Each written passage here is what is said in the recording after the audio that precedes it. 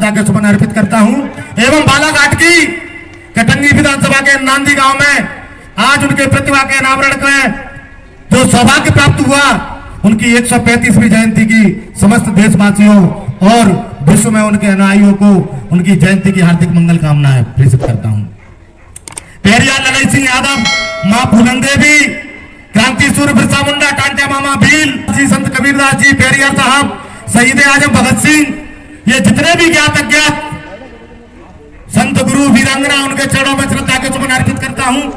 भारतीय राजनीति को भारत की अंतिम वंचित चौखट यानी कि हमारी चौखट तक पहुंचाने वाले हमारे रहबर मानवर साहब के चरणों में श्रद्धा के सुमन अर्पित करता हूं। मानवर साहब कांचीराम जी को बहुजन महापुरुषों का बोध कराने वाले दीना माना वाल्मीकि जी के चरणों में श्रद्धा के सुमन अर्पित करता हूं। और मानवर साहब का जो नारा था कि जिसकी जितनी संख्या भारी उसकी उतनी हिस्सेदारी, बहुजन नेता बहुजन सुख है, उनके नारे को उनके जाने के बाद जो राष्ट्रीय पटल से ओझलता हो गया था, उस नारे को और मजबूत आवाज में बुलंद करने वाले भीम आर्मी के चीफ, आजाद समाज पार्टी के राष्ट्रीय अध्यक्ष और नगीना से लोकप्रिय सांसद मेरे आदर्श नेता माननीय चंद्रशेखर आजाद जी को जय भीम पेश करता हूं।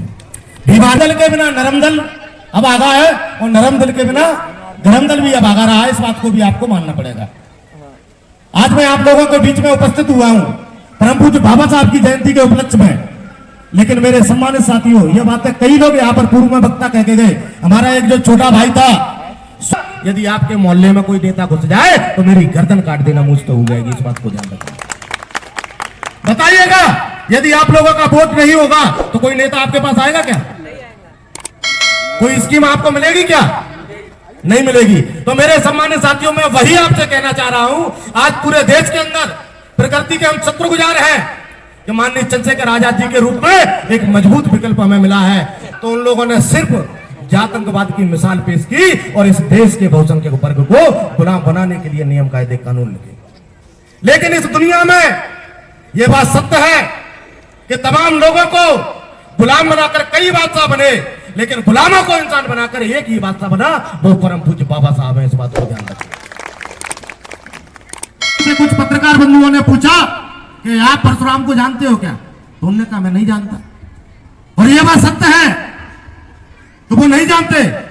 तो उन्होंने तर्क दिया, जो इस देश को संविधान देने वाले, समरूपता देने वाले ऐसे यदि महामानव को नहीं मानते तो वो भी परशुराम को नहीं मानते। तो सोशल मीडिया के माध्यम से कई आतंकवादियों ने कहीं फरसा लेकर, कहीं गर्दन काटते हुए ऐसे इनके पोस्टर चलाए।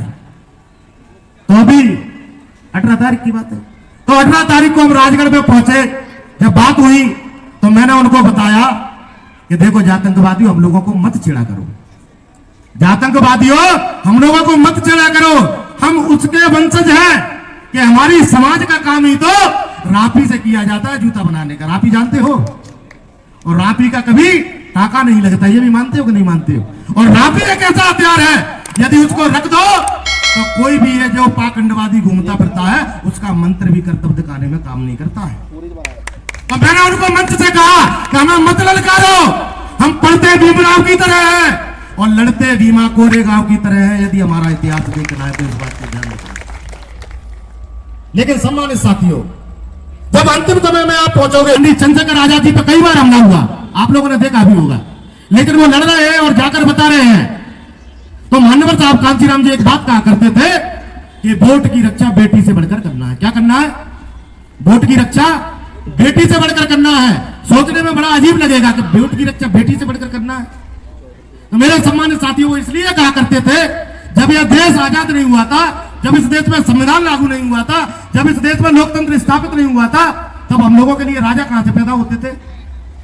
कहां से पैदा होते थे बताइए? किसी को नहीं पता? नहीं पता? जब आपको यही पता नहीं है कि राजा कहां से पैदा होते हैं, तो फिर आप बनोगे कि आप तो सेनापति भी नहीं बन पाओगे।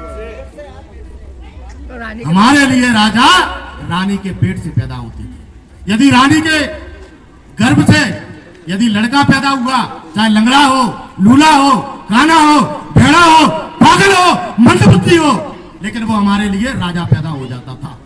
यही खामोशी एक दिन इस देश को ले डूबेगी। आप लोगों की इस बात को ध्यान रखना। यही खामोशी एक दिन इस देश को ले डूबेगी, और आधे से ज्यादा तो ले डूबी है, इस बात को ध्यान रखना। तो सबसे ज्यादा वोट किसके होते हैं? दलित पिछड़े आदिवासी यानी कि हमारे।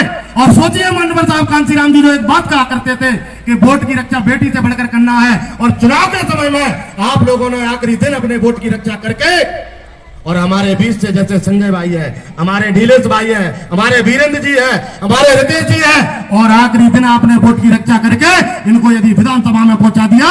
ऐसे ही मध्य प्रदेश में सब जगह वोट हमारे ज्यादा है। जब हमारी सरकार बन जाएगी तो किसी गुंडे मवाली की औकात है कि हमारी बहन बेटी की तरफ आंख उठा के देख जाएगा? बताइए मुझे। जिन